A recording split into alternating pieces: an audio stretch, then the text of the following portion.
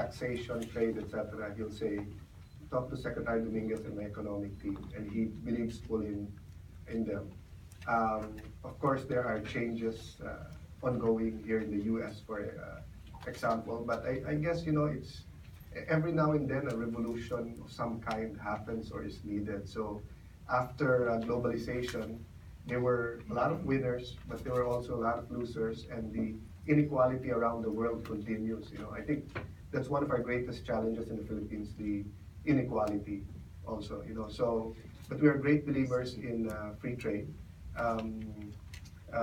Acapulco used to be the point for the galleon trade, and the Philippines was administered 330 years by Mexico. So we say that the Philippine history is 300 years of the Catholic Church, 60 years of Hollywood, and then we took over. So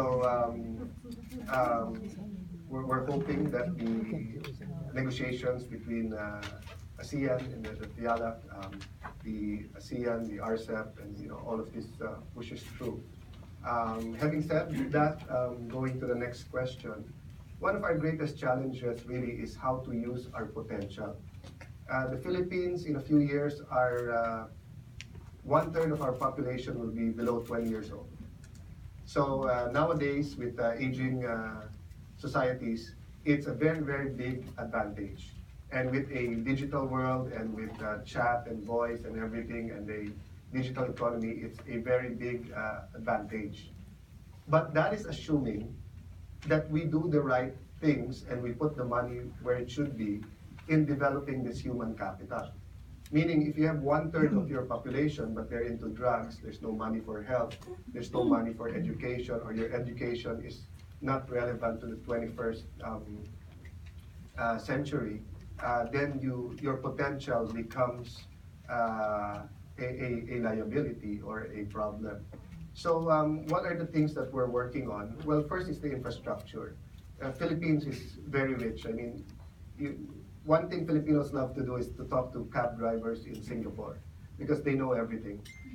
Aside from the barbers, the cab drivers in Singapore. So, we talked to them about the economy and they said, give us an island, we'll take care of it, we'll make it rich. You just choose what island in the Philippines you want us to have. So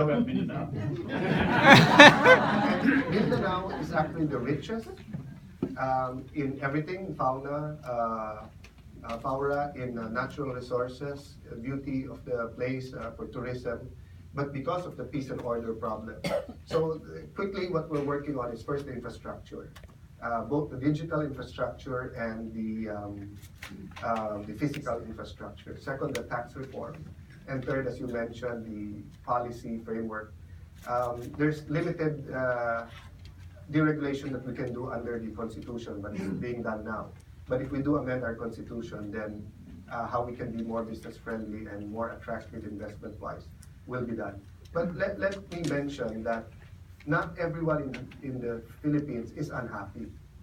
The 30, 40 families who control 90% of not only the economy, but also media, maybe also of politicians, are happy with the status quo. They're now starting to see the light with the Duterte administration because the rising tide lifts all boats.